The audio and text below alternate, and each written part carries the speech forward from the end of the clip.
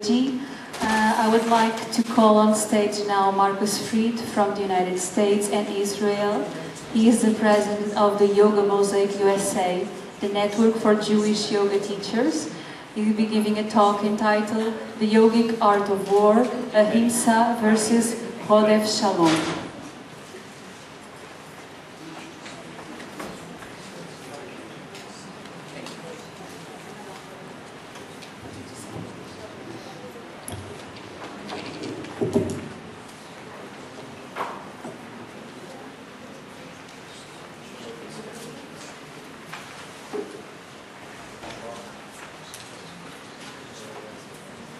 Swamiji, Master, Swamis, Guruji, the Portuguese Yoga Confederation, and everyone else, thank you very much for welcoming me here. Once a week, one day every single week, Jewish people all over the world have a 25-hour yoga practice. Except they don't know it. So I'm trying to explain it to them. The yoga practice is called Shabbat, the Sabbath. And it goes on from sundown on Friday until sundown, until the stars come up on Saturday night.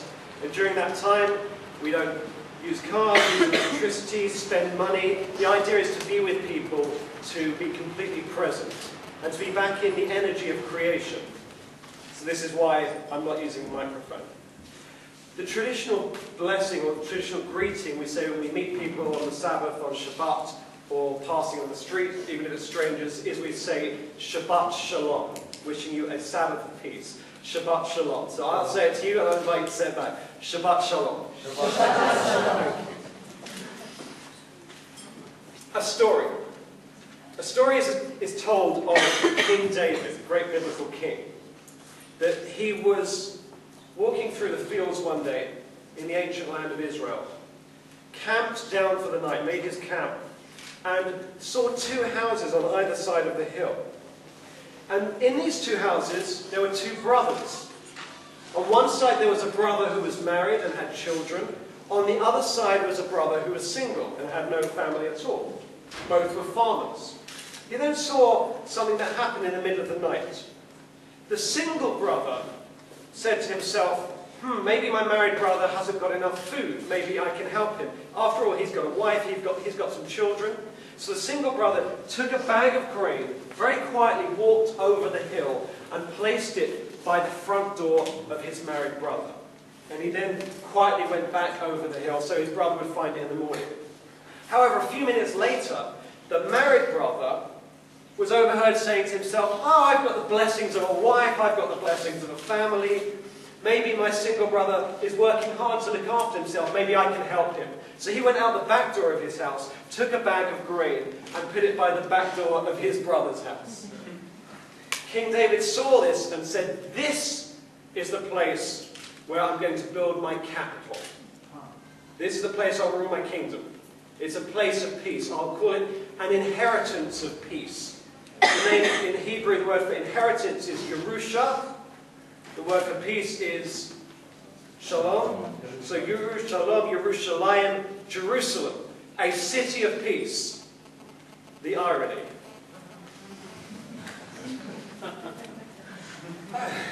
I'm going to share with you an idea, a sort of a yogic battle. I'm trying to keep to the clock because what I'd also like to do, if there's a couple of minutes. Okay. Thank you. You could regret it, but hopefully not. I want to allow questions or a bit of response time at the end. First, I'd like to tell you a little bit about what I'm trying to do at the moment and my work for the last few years. I noticed that there was a lack of physical meditation practice within Jewish culture. We have a way of standing during prayer, there's a little bit of choreography, bending the knees, but generally not much at all. There's a lot of eating that goes on.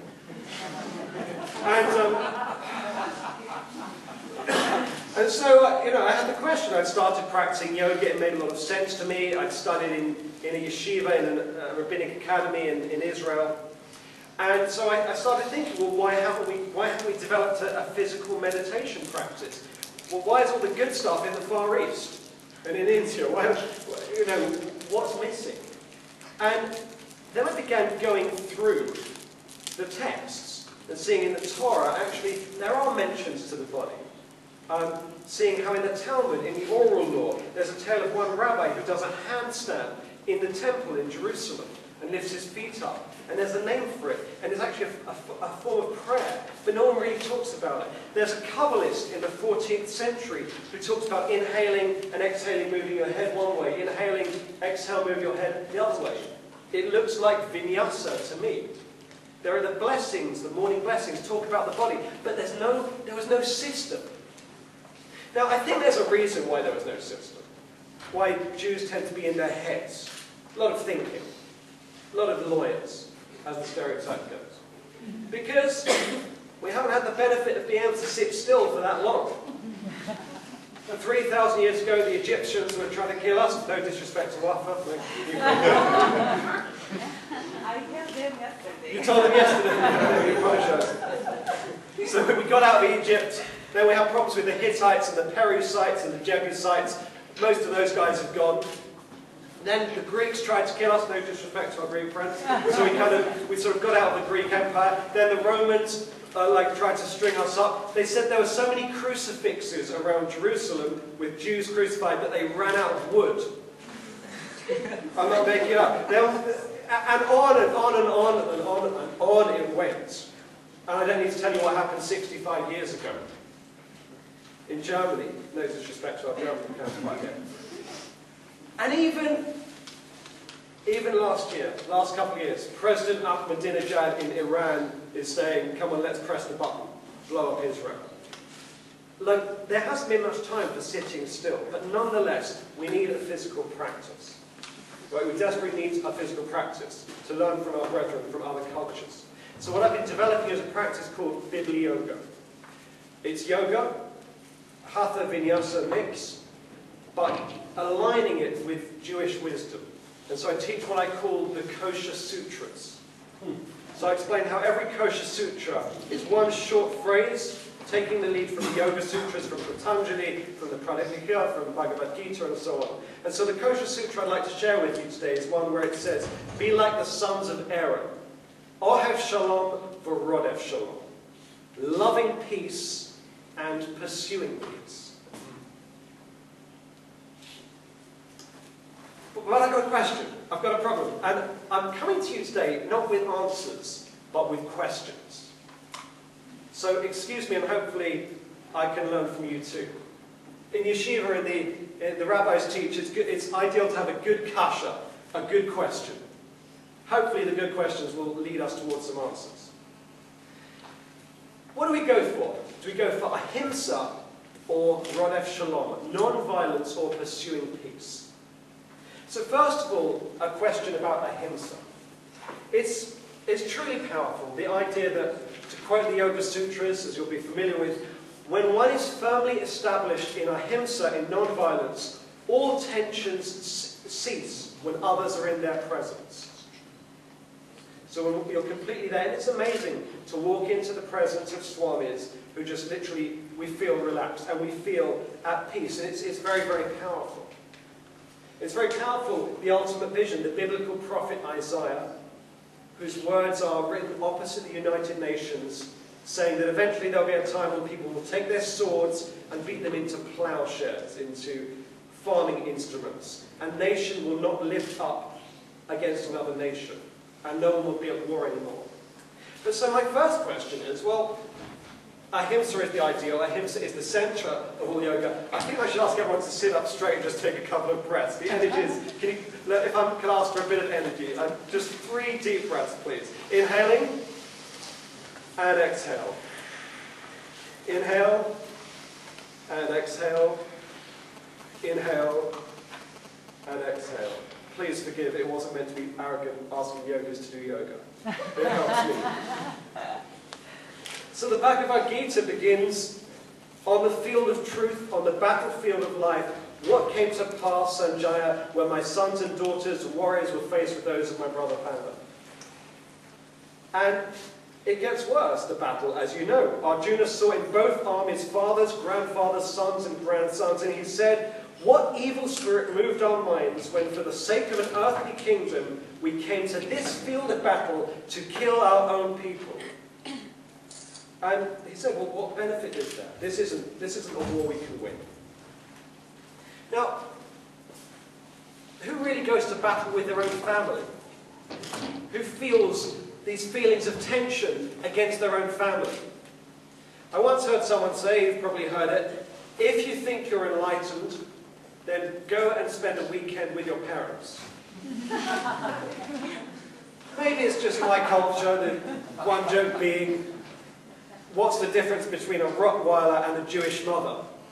The Rottweiler lets go eventually. Or what's the difference between a Jewish mother and a vulture? A vulture waits until you're dead before it sticks in its claws. I love my mother dearly. And my father, don't get me wrong. And they teach me yoga, because I have to practice it when I'm there.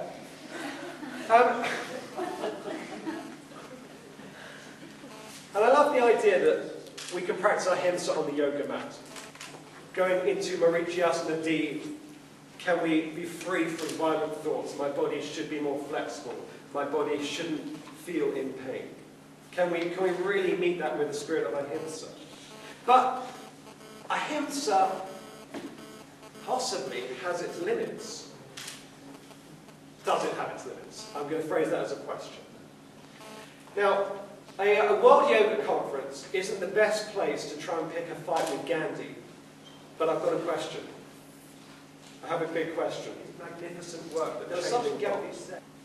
In the mid-1940s, around 1944, he wrote to a rabbi in Europe, and he said, "The Jews of Europe would gain a tremendous victory over the Nazis if they would only practice non-violent disobedience. If they would practice a non-violent civil disobedience, the most harsh Nazi heart would melt. The Jews would sit back and offer themselves as a sacrifice, the Nazi German heart would melt." Doesn't fly.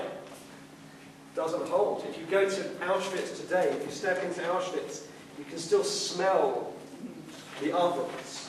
You can smell dead Jewish bodies there, and the gypsies and the homosexuals and the other people who were all hunted. Ahmadinejad is still holding conferences in Iran, saying, let's kill them, let's press the button. Does Ahimsa have its limits?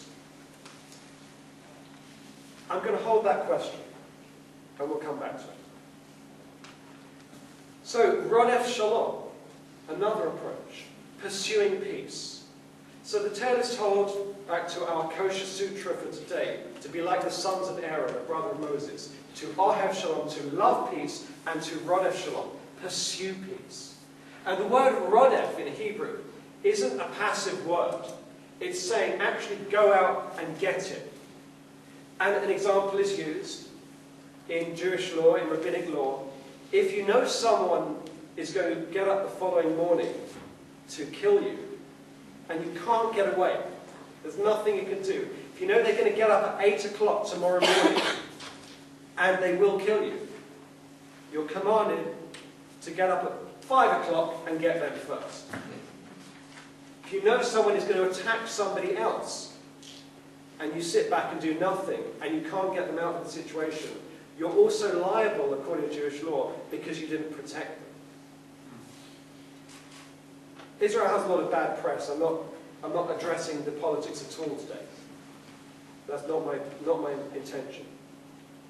There are very strict laws in sort of the Jewish approach when we try to avoid war whenever possible. Whenever possible, we try to avoid war. But when it comes to war, the army has to be kept to the highest moral standards. One rabbi teaches you should never, ever rejoice when your enemy falls. They too are a child of God. Avoid cruelty at all points. Get in and out as quickly as possible. And 3 times a day, all over the world, Jews pray for peace. Every prayer ends in peace. The blessing after the meals, Birkat Hamazon, ends with a prayer for peace. And what do we do with the words of Kohelet of Ecclesiastes, King Solomon, who said there's a time for everything under the heavens, a time to wreck, a time to build, a time for killing, a time for uprooting, a time to heal, a time for war, and a time for peace. So where do we go with this?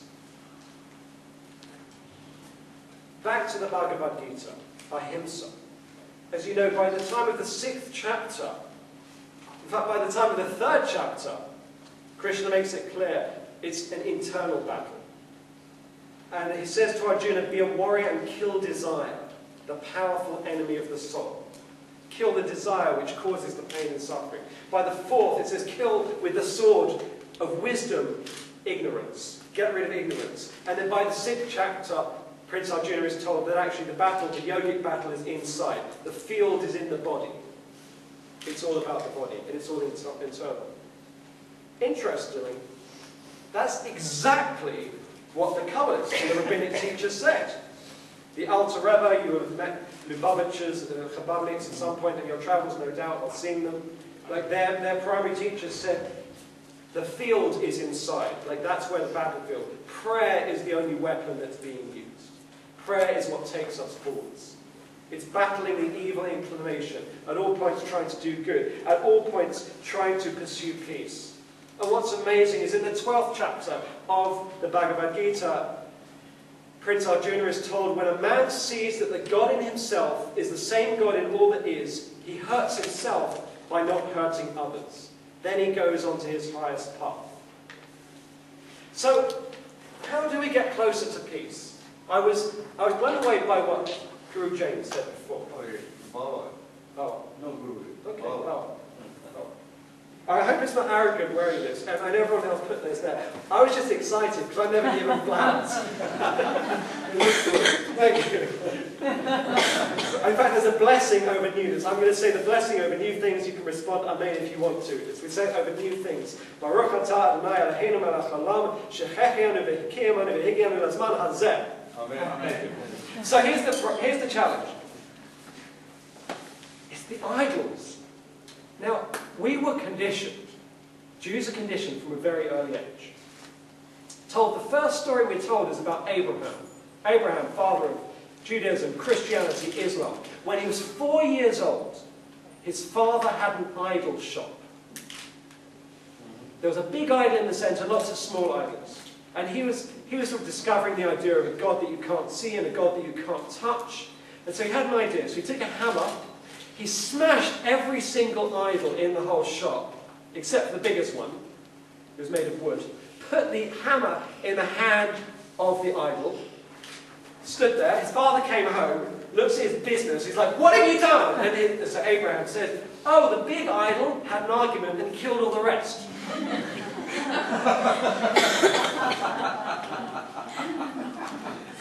He's like, what are you talking about? He's an idol. He's made of wood. So Abraham says, so why are you praying to him then? And we're told that one of, for Jews, like one of the big 3 no-nos is don't pray to idols. So there's prejudices and Jews have got issues. I'm not going to hide it. But how else would we have created Woody Allen? So, there's good reviews on this new film, by the way.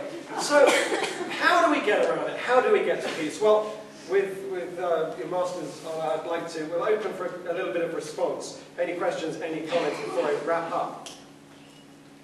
Is it Ahimsa, non-violence, or is it Rodef Shalom, actively going out and trying to create peace between one another? Well, why not both? How do we get the balance? I don't know. We work at it. It's the yoga. I'm here with questions, I'm not here with answers. But what I will do at this point is briefly pause to say Shabbat Shalom, and let's have a couple of questions before we wrap up. So, any comments, right of response? Anything you'd like to say? Yes, Doctor. I would just make one comment. The effect of meditation is to create peace in the environment. If you have many people together, our scientific arm in the 1970s discovered that you create as much peace with 10 people meditating together as 100 people individually. You can create peace by creating groups of people practicing samadhi together, and this is an extremely effective way of pursuing your aim. You're going out to create groups who will create an active field of Ahimsa. When Israel reached, I think, 1% of meditators, it certainly happened in New Zealand. The entire economy changed, and it went from being a very doubtful economy to being a very fruitful one. And this can be done for economic reasons as well as for reasons of avoiding war. It's the most powerful method I've ever seen of actively creating peace. Thank you. Please go to you. I think it's important. Can everyone hear you at the back? In order to have peace, we have to let go of our stories, because stories keep on living in the present moment and more goes on. There can be no peace if we keep on repeating all the time the same stories. Peace has to start with putting the stories down. Peace has to start with putting the stories down. And it's difficult. It's difficult when the culture teaches know where you're going and where you're coming from, and the value of history. But it doesn't help when many festivals, for a lot of Jews, like the idea of each festival is, we were slaves, they tried to kill us, we got away, let's eat. That's often the cycle, but it's seeing the benefits maybe of the past, but letting go of the negativity, and allowing healing to take place, which is hard. But thank you, yes. Any other comments, questions? Okay. So, you're just scratching. We spoke yesterday about this subject, and we were talking about to control violence, or about to, for example, if we have a part of the body is sick, so the doctor will say we'll do operation, or control it by hold it. So my answer was to heal it. So when we control something, we just holding it.